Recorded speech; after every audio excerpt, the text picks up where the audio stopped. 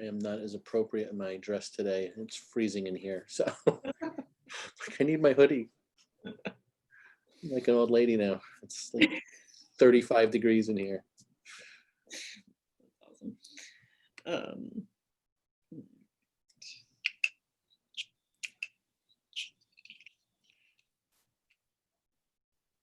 I am not. all right, so welcome, Michael. We are here again. I think this is our fourth session we decided of our building brand value conversation.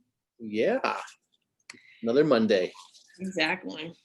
So I thought today that we would talk a little bit about and I'm sure you've seen this as a consultant on your end, where sometimes companies just get stuck in like circular conversations, and for years they will have the same conversation internally about, do we go into a new market? Are we like really doing this? Or, how are we, working these brands together, from a merger and acquisition standpoint? When do we get rid of something? When do we consolidate them? Who goes under what brand? They tend to be big questions that companies get really, especially if they're going through it for their first time, they get really stuck on answering, and it can sometimes really hurt their potential to grow as a company because they just don't move. They like decide not to decide, and it can really hold them back from what could be great opportunities for growth and value creation and opening new markets. And so I thought we'd just maybe talk about what are some of those questions today, and then also how do people answer them? What have we seen from our experience? Yeah, that sounds good, because it's definitely an issue that we see all the time. I can't think of too many clients we haven't had brand conversations about, like, do we set up a new brand? Do we rebrand under this? Or, we're in this direction. Do we need a different brand? Is it going to screw up, what people think of this one? So it's definitely a conversation we have a lot. And a lot of times there's never like a good solid answer, because it's so gut oriented, the perception of it. And it's, which makes it really hard to say, yeah, we should definitely do this.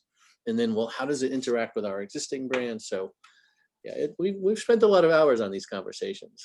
Yeah, and I think one of the things that we find is that usually there isn't like a right answer or a wrong answer. There's just a decision and then consequences of that decision. So sometimes just walking people through what are the consequences of going down this road or going down this road helps the decision almost become self-evident to them. Yeah. Because, I think that there are consequences to decisions, but almost anything can work if you put the right resources and kind of execute it properly. So I'm curious for you, like, what are the places where you particularly see those conversations happening, or examples of where? Yeah, where I see it happening a lot is when our services or our products are starting to evolve, and we're looking at it like, it's not exactly our core market that we're now servicing. So we've made this kind of little transition, and these services are different, or product is different enough that we need to think about it in a different way, or at least we think we do. Like, if we're going to really give it the opportunity to grow, well, it can't be under this name, because this name is this, right? So we get obsessed with this kind of what our brand stands for today, and apply that to the product or service that we're having. Well, that's going to screw up things over here. So how do we deal with that? And, we had a client, I think, in the construction space who's been struggling with this, a lot, because they have some things where they're subcontractors, and they have some stuff where they're kind of a GC, which, kind of puts them in competition at some level with their customers over on the other side. So it's like, well, do we spin that off and pretend that we don't own it, or do we just kind of embrace it and own it and say, yeah, this is who we are, but if we work with you, we're not going to compete with you. So it's a lot of moving conversations with that stuff as to what's the right answer. Yeah, I do feel like, at least in my experience, that a lot of the decision and the conversation really centers around kind of like fear of loss. Yeah. From, like, we have this existing customer base that knows us this way, and we see this opportunity, but if we go after it too hard, we're going to signal to our existing customers that we don't care about them and we can't afford to lose that business. And I think it's just interesting because sometimes you you think that the conversation is about opportunity and new growth, and instead it often becomes a conversation about what can we afford to lose or what are we afraid to lose, and I think that that's kind of like an interesting dynamic. Yeah, that risk, I always say entrepreneurs are calculated risk takers, right? So it's when you start to talk about messing with the brand, so to speak, or spinning it out or whatever we're going to do, that risk factor increases because we're comfortable with what we've built. And yet we're torn because we know maybe it doesn't, what we're doing doesn't fit with it, or all those things that come up. So it's really it like the hair on your back of the neck stands up as you think about it, like, oh my God, what damage could we potentially be doing to our existing business that we've worked really hard on? Yeah. Well, I think for second stage companies, one of the interesting things that I know we often try to get them to focus on as they're trying to calculate that risk is that if you have invested a lot into an existing brand, you've done a lot of advertising, you've done a lot of brand building, you've done a lot of awareness work, maybe you've done a lot of sponsorships and things, like people really truly in your industry, in your target market, truly know the brand, and it's not just kind of like word of mouth through our network, then I think that then the question becomes, can you afford to, if you split the brands, can you afford to do the same thing with another brand? Can you afford to start from scratch and make that same investment? Do you have the resources? Do you have the capital? And if you do, then it could make a lot of sense to split the brands. If you don't, then it's probably not going to work very well. On the Yeah. flip side, some companies will just grow organically to a certain point, and then they'll have another opportunity that maybe is more scalable or kind of more differentiated in the marketplace.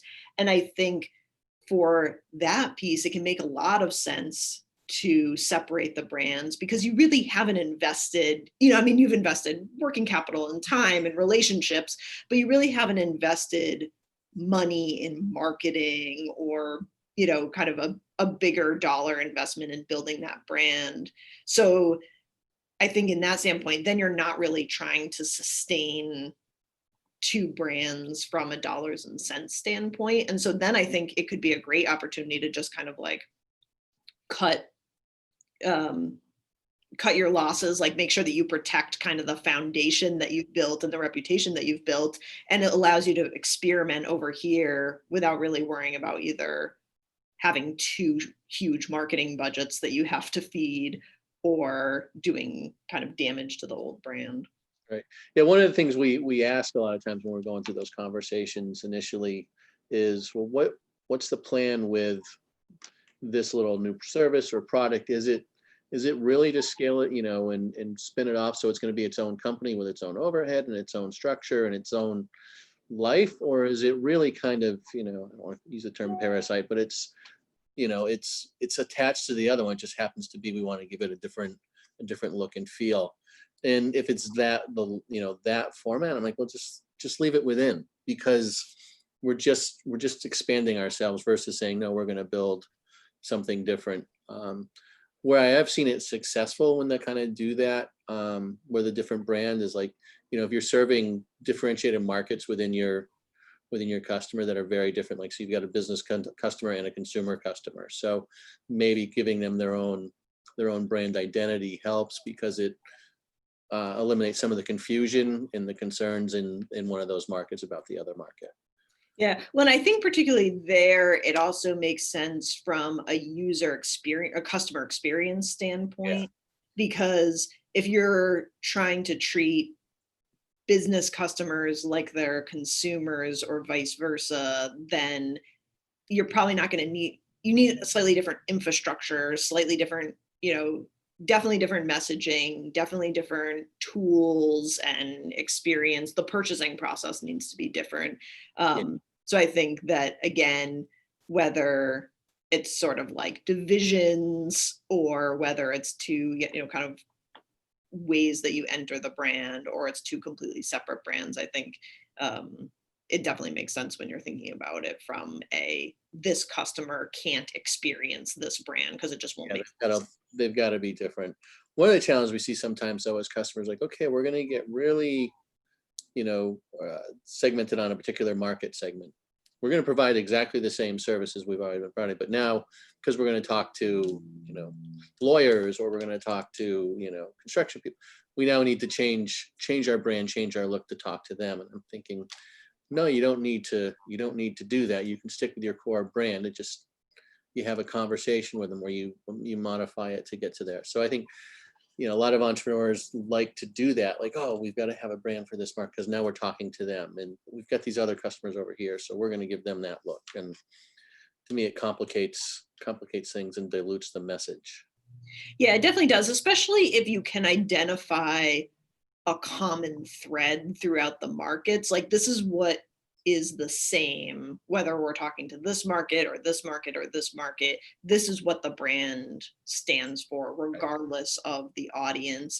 I also think that people often assume that their current customers kind of pay more attention to the brand than they do. I think for a lot of businesses, especially if you're not kind of like a consumer packaged good, Yeah, your customers they have relationships with people and individuals, and that's where that brand trust and experience is going to be created.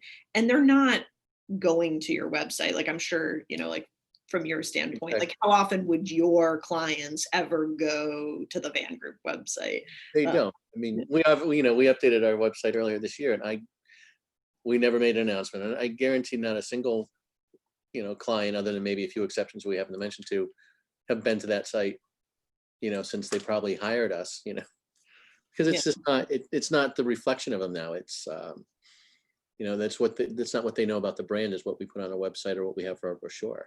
Exactly. And so I think that it's where some of that fear around customer retention or fear of customer loss can be really like overplayed. Like, it's more like in our own heads than it is the reality of a business, that you can kind of like pivot the outward facing piece of the business if you're, especially if you're like B2B services or, B2B products, kind of in that that more relationship based space.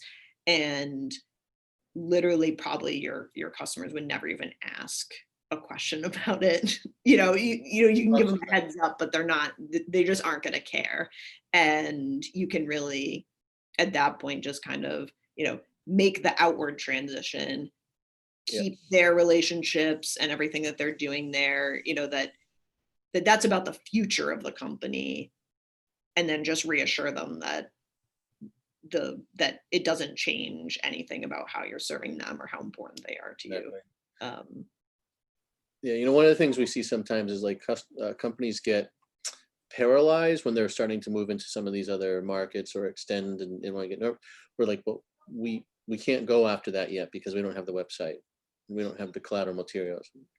Yeah, but you're selling who you are. So it's not, nothing has changed about that. You just, but it's like paralyzing to them that they can't do it without having all these things in place. That, again, I've never bought anything based on a website. It's, the website may work to validate, these people might know what they're talking about, so they're worth checking out. And, it's kind of like a resume at some level. And if you're in our businesses, but I'm doing business with those people, not that. So whether my website is up to date or not, and speaking exactly to that messaging probably doesn't matter nearly as much in certain segments. And it paralyzes a lot of companies from just moving forward with being in front of the customer or the prospect and talking about their brand and who they are, and from that side. Yeah, I would agree with that, as long as internally they are still not misaligned or second guessing it or not clear about what the message is.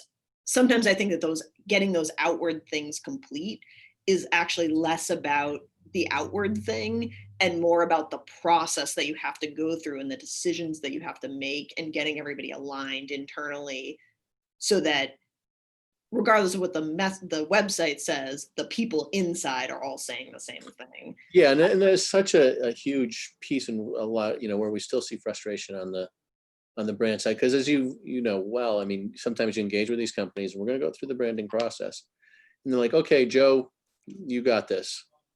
It's like one or two people, and it's not bringing in the entire group to create that alignment as they're putting it together. And so what happens is, well, Joe brings something. This one doesn't like it. That one doesn't like this, and you can never create that alignment. It just takes forever, and it's painful. Yeah. Yeah. I mean, it's one of the reasons why when we do our branding work, one of the things that we always start with are internal and external surveys and interviews so that you can just so that number one, we understand how aligned or misaligned people are internally. And that we also understand kind of what are the conversations that are going on? What are the places where internally people are getting hung up? And how can we kind of bring that back to them and acknowledge it and then put it to bed? That it's not, I think with all these things, like people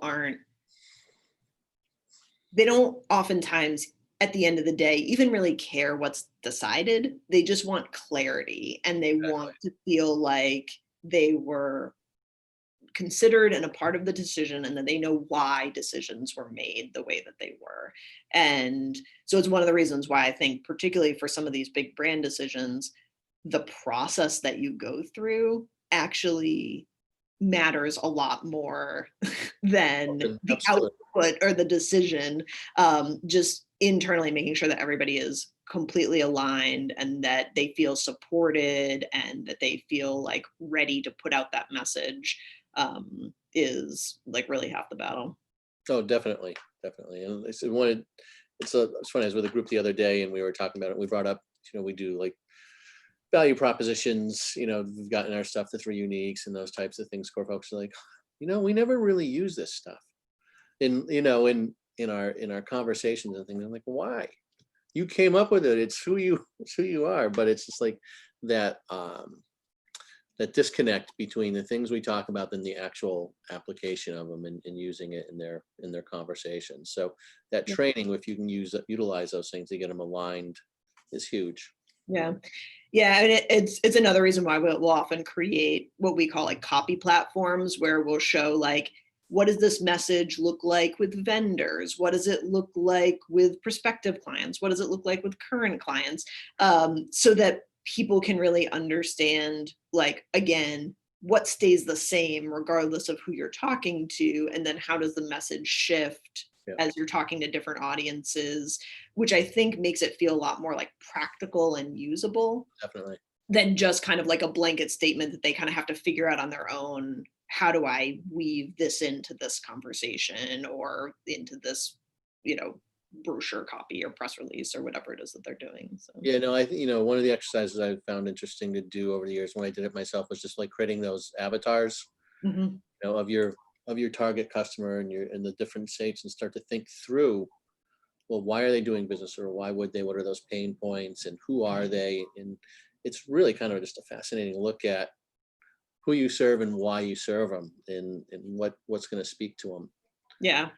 Yeah. And it really helps to connect, like, what do we value versus what do they care about? And how do we start to connect that like draw a straight line between those two things to make it meaningful.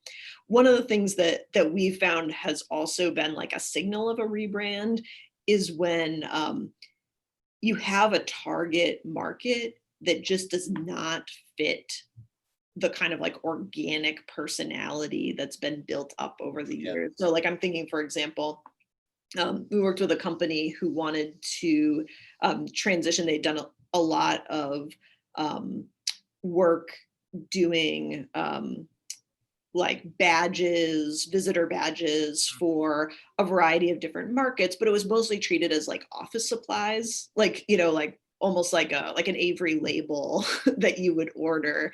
And they had some patented technology that also started to make sense in the security market.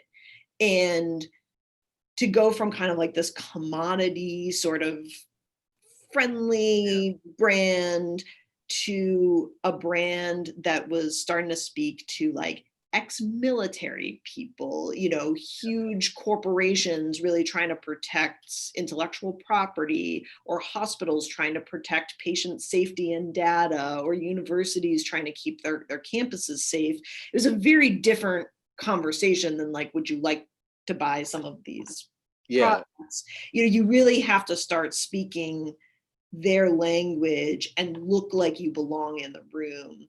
And that was one where, again, sometimes like the differences in markets aren't stark enough that you're like, oh, you need a new brand.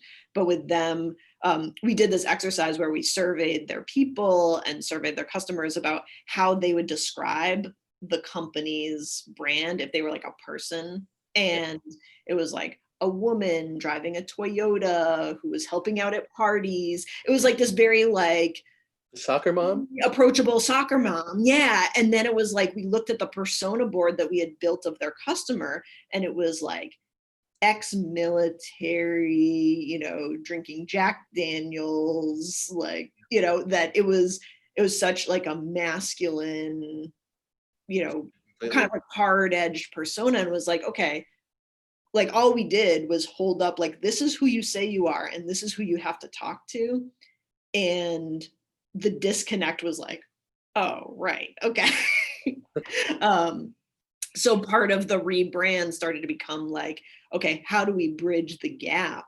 And we can't change the DNA of this company, but you know how do we get kind of the soccer mom to be able to talk to this security professional, and how do we start to bridge that gap in a way that like evolves the personality without trying to change their DNA? And it became a really fascinating process, and their team was totally into it, and really started to have a lot of those conversations internally too. No, that's definitely a cool example of one. It's fascinating sometimes what the perception is of your company when you start to, look at it from another's worldview. You go, whoa, that doesn't fit at all. And we always tell our clients, perception is reality, and you have to match to that. Exactly. Yeah, it's not what you say you are, it's what they say you are. And yeah. And I think what's cool is that once you've identified a problem like that, there are solutions to it. Like it doesn't mean like, okay, well now we have to pretend to be something that we're not. We start to talk about like, oh, what are ways, like moms can be like fiercely protective and, very oriented around, safety, and doing it in a way that's still maybe like approachable and open, but is still kind of like, ooh, like don't mess with us, we've got your back. And we start to talk about like brands that do that well, kind of like a State Farm type brand that is very clearly about safety and being there for you, but not in like a very hard edge way. And I think that again, once they start to see some like potential third road solutions, they started to get excited about like, ooh, we can still stay who we are and connect with this target. And that was just when like light bulbs started going off about like what they needed to do with their materials and their sales presentations and how they're talking to people. Um, and but it did really necessitate a rebrand. Like there was no way to take kind of where they were and just kind of like shove it into that space, because it was a space that had like a really specific vocabulary and style. And So the concern our clients would always have on that, okay, this makes sense for moving into this direction. Going back to that risk and that loss, how did that, suddenly we're going to be more of this, we'll call it masculine brand versus maybe this commodity side. Did it impact their core business at all? yeah, so that was definitely like their biggest fear going into it for sure. Like they were super excited about the new direction, but they were really, really concerned about the like existing business. And so basically, I mean, at that point, it's really a communication challenge. And so we just spent a ton of time, like, again, doing training with their team, making sure that they had like frequently asked questions, making sure that they could really tell the story and also relate it to their current customers. Cause I think it was something that you could like back sell to their current customers in terms of like being completely in line with what they were doing. But it just made more sense for their future. And they had like a really clear plan of like how many times they were going to communicate with different customers in a bunch of different medium. And they were just like ready for this like backlash and customer loss and confusion. And it just never happened. Like they were shocked that that they made it through the other side. And they're like, oh no, this went so smooth. We had like nobody even said it. Like people were just excited for us. Yeah. And I think that, again, they're a company that spent a lot of time creating good relationships and had strong relationships with their customers. And so I think some of that fear, again, is just, it's just kind of unfounded because they had never done a rebrand before. But when you have done it before, it's just like, no, communicate with them this way, this many times, and you'll be fine. And Yes, they were able to maintain that value expectation that their existing customers had.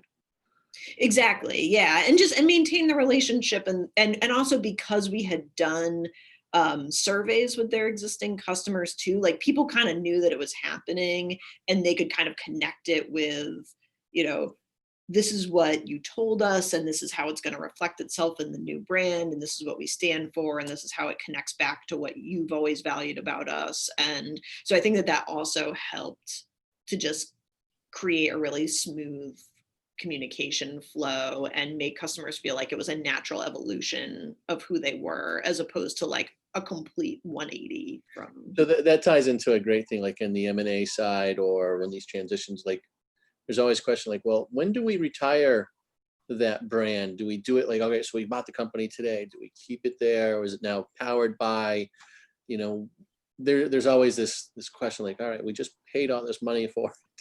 Yeah. Do we now, more put it into the Borg here, or do we, how does that happen? And like, so what's the thought process that goes into those brand transition pieces? Yeah, I mean, I think in a lot of cases, I think companies hold on to multiple brands for too long and try to support them all in ways that like customers don't really care as much as they think that they're going to. And as opposed to putting energy and time and an effort into like when the merger acquisition happens, into a really strong communication plan to let them know like, this is what happened, this is why, this is the benefit, and just hit that really hard. Instead, they try to like make it really slow and smooth, like, oh, nobody's gonna notice. And I think that number one, people aren't stupid, they notice. But number two, if it feels like you're not being upfront with them, they're more scared than if you tell them upfront, like, this is what's going to happen, and not like stage it out so slowly that it also feels like, oh, my fears are coming true of like this company slowly taking away this brand. Instead, like just be upfront about it. So I think that that's one thing that I like, a mistake that I see happen is, yeah, just holding on to multiple brands and trying to support them for too long. Yeah, we see a lot of the, powered by. Yeah.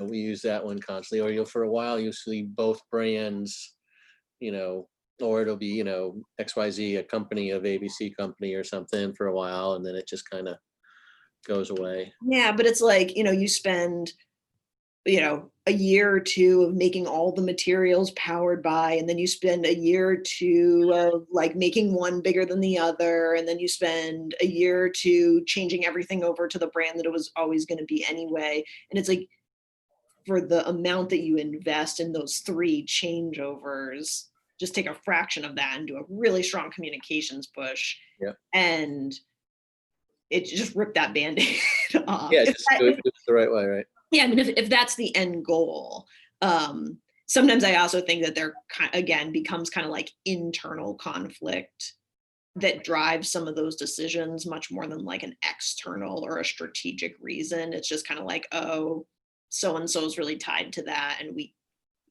we can't move them. And I think that again, it's where the process matters, like making sure that like you don't let internal politics or somebody's emotional decision get in the way of a strategic financial decision. So Yeah, what sometimes why we do it on the M&A side is it calms the troops on a change because they're already going through enough disruption. And if we can say, hey, look it, you're still XYZ company, nothing is going to change like other than, so it kind of like a false sense of security. yeah. The, But I also feel like sometimes that can backfire too. Like either number one, they're really only worried about it for like a couple of months and then they're fine. So you kind of like make this decision that yeah, I think that there could be another way to solve that with again better communication, more transparency, and more inclusion in people in the why and the decision making process. And then, or on the flip side, people could also end up feeling more betrayed by that because it's like, oh, you said we weren't going to change. And but really you had this alternative agenda where you actually were going to change. And I feel like if the plan is ultimately to phase it out, then put your effort into figuring out how to do that yeah, well sooner than, I've just seen so many companies like spend so much money doing like 6 versions of letterhead and their website and yeah. everything. It's a lot of resources and it's a lot of energy. Yes, it is. And I think, again, just like back to like how you build an effective brand is clarity and consistency. So if you're making it unclear by putting a bunch of brands together, a bunch of logos, or you're making it inconsistent because you're changing it every 6 months, year, 2 years, um, you're not building a brand during that time. You're just kind of basically like putting things on hold or potentially even doing damage, Yeah. which again, like, a couple of years is a long time in a company's life. If you could actually be building equity during that time, I would be. So, Yeah, no, I would agree. yeah.